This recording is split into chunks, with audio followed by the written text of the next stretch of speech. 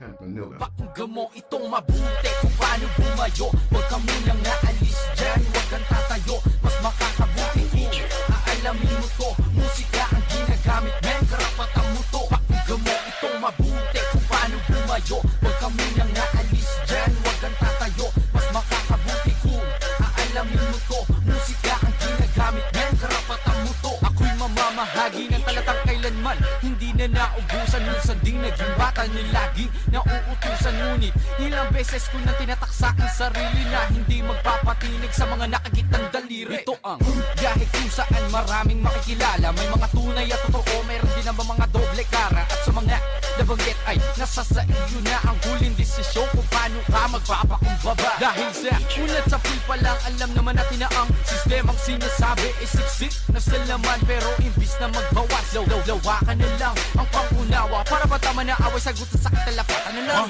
Hanggat may yabag na tumutugtog, kahit hindi ka mahilig sa wikang Tagalog, pilit abutin na tugatog. Para lang sa araw na nakatakdang parating, maglalakad kay madilim, diretso pa rin ang tingin. Tuloy ang musika, tuloy ang musika, tuloy ang musika, tuloy ang musika, tuloy ang musika, tuloy ang musika, tuloy ang musika, tuloy ang musika. Pakinggan mo itong mabuti kung paano bumayo. Huwag ka munang naalis dyan, huwag kang tatayo. Mas makakabuti kung aalamin mo to. Musika ang ginagamit, men, karapatan mo to. Pakinggan mo itong mabuti kung paano bumayo. Huwag ka munang naalis dyan, huwag kang tatayo. Mas makakabuti kung aalamin mo to. Musika ang ginagamit, men, karapatan mo to.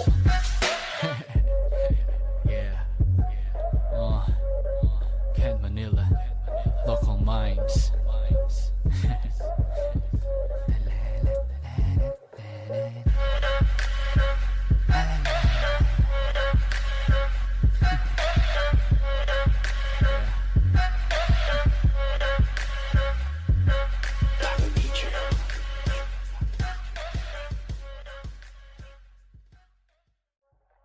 Pakinggan mo itong mabuti kung paano bumayo. Huwag ka munang Pakinggan mo itong mabuti kung paano bumayo. Huwag ka munang naalis dyan, huwag kang tatayo.